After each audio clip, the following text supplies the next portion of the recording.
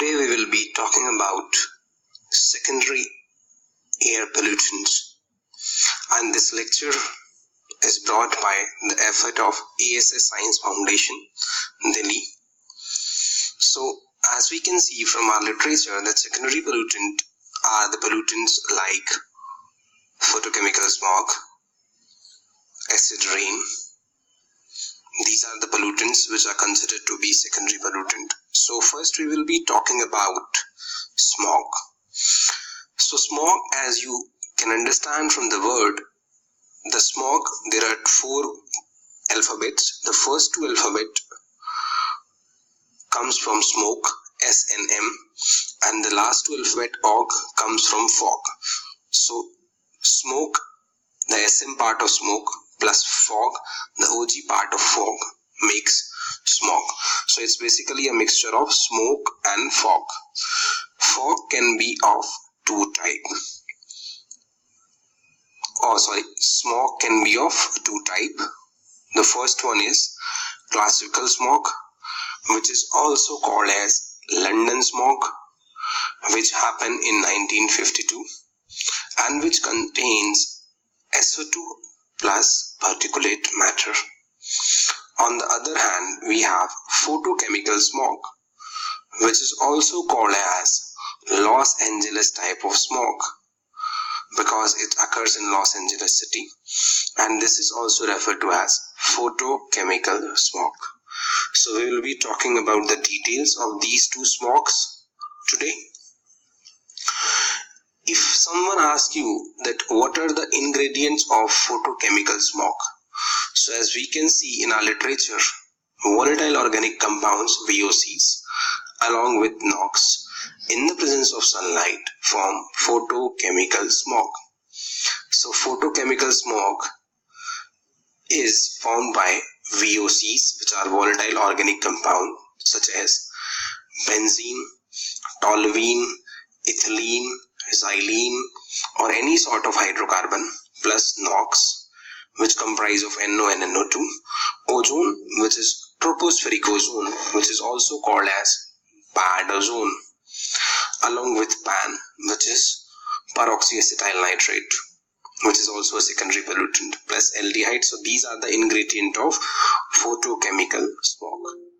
Now we will be talking the details of formation of photochemical smog or Los Angeles type of smog. So as you can see, first we will be looking at the formation of tropospheric ozone. So the reactions have been divided into 4 parts, A, B, C and D. The first reaction, A, N2 will combine with O2 to give rise to NO. In the next reaction, this NO which is formed combined with O2 to form NO2. Third reaction is very crucial, in which the NO2 in the presence of UVA, which is at 390 nanometer, so the lambda less than 390 nanometer, will form NO, nitric oxide, plus oxygen radical. This oxygen radical, O radical, in reaction D will combine with O2 to form O3, which is unstable. This ozone formed here is unstable. To make it stable, we put M in the above reaction. Basically, M is a third body. So as you can see the reaction mentioned in down, that O radical plus O2 in the presence of M give rise to O3, which is a third body reaction, means the M. So the M is basically a third body, and the function of M is either to absorb energy or to release energy to make the reaction stable. And M could be an inert gas, either N2 or O2. So hope the information is clear. And as written in our literature, that M is necessary in this reaction as it absorbs excess of energy from the reaction. Otherwise, the ozone which is formed would have too much of energy and won't remain stable and would dissociate back into O2 and O. So the main purpose of this M, which is a third body, which could be N2 or O2, is just to make the reaction stabilize. Now we will be talking about destruction of ozone, because whatever ozone is formed, it also has to go up destructive cycle. So when we talk about destruction of ozone, ozone combined with NO, which is nitric oxide, will form O2 and NO2. So sometimes we also say that NO is responsible for the destruction of ozone, while NO2 is responsible for the formation of ozone. So NO has a tendency to destroy ozone, while NO2 has a tendency to produce ozone, which is very much clear from this reaction. This balance of production and destruction gets upset by introduction of VOCs, volatile organic compounds, or hydrocarbon in the cycle, which allows more accumulation of ozone into troposphere. So this cycle is disturbed by the introduction of VOCs or anthropogenic emissions.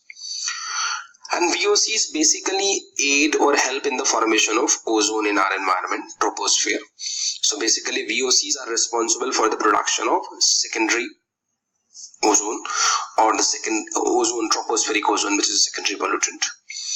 VOCs convert two molecules of NO into NO2 and produce an aldehyde also, which is another component of smog. So VOCs along with NO and NO2 responsible for the formation of smog. So let us suppose take an example here. So we consider RH, alkyl group R and hydrogen H, and we consider it as to be RH as an example, generalized example of VOC, volatile organic compounds or hydrocarbon. So we will see now that how it proceeds during the course of formation of first PAN and then leads to the smog formation. So this RH will combine first with OH radical to form R radical, alkyl radical and H2O.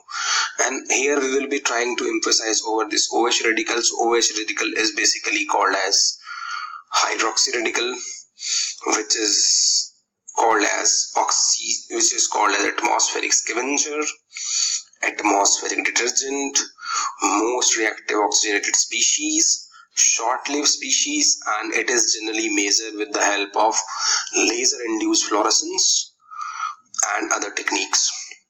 Now the O radical will combine with water to form two OH radical as shown in the reaction, and the alkyl radical, R radical, which was formed will combine with oxygen to form RO2 radical, which is alkyl peroxy radical. This RO2 radical in the environment will combine with NO, nitric oxide, to form RO radical plus NO2. Thus, VOCs, volatile organic compound, reduces the presence of NO and increase the concentration of ozone. So hence, we can support this statement that VOCs aid in the formation of ozone. And hence, because they are decreasing the concentration of NO, which was responsible for the destruction of ozone, so it can be generalized that basically VOCs help in the formation of ozone, which is a tropospheric ozone, which we called as bad ozone. So let us suppose now we will be generalizing this example with respect to alkyl group ethyl. So let us assume R is equal to C2H5, which is ethyl group. So RO could be represented at C2H5O radical, which is ethyl radical or ethyl alkoxy radical. When combined with oxygen, it forms acetaldehyde, which is aldehyde. This is CH3CHO plus HO2, which is also called as hydroperoxy radical,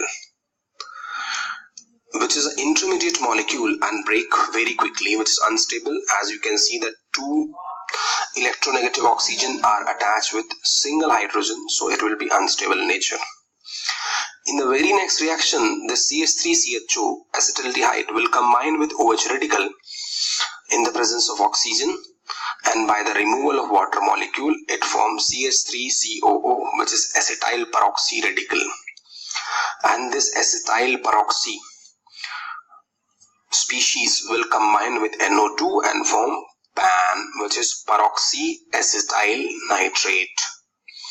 So you can see it is a very important reaction, and you should remember this, the formula for peroxy acetyl nitrate. So it's very simple, CH3COO-NO2 as shown in the literature.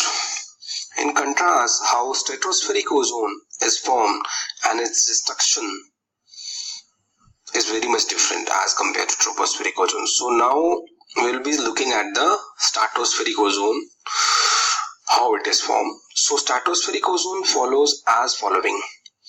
The oxygen in the presence of UVC, which falls somewhat around the range of 242 nanometer.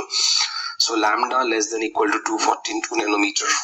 When the photon of this light will fall into O2, it will form 2O radical. When this O radical will combine with oxygen, it will form ozone in the presence of M, which is a third body.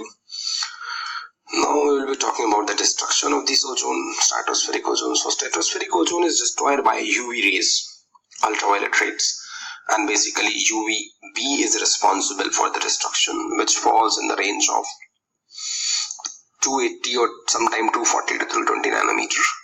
So stratospheric ozone is destroyed by UV rays in stratosphere as follows. Ozone, when strike with a photon of wavelength 240 to 320 nanometer, which is generally fall in the range of UVB, this question I have been asked many times, will form O2 plus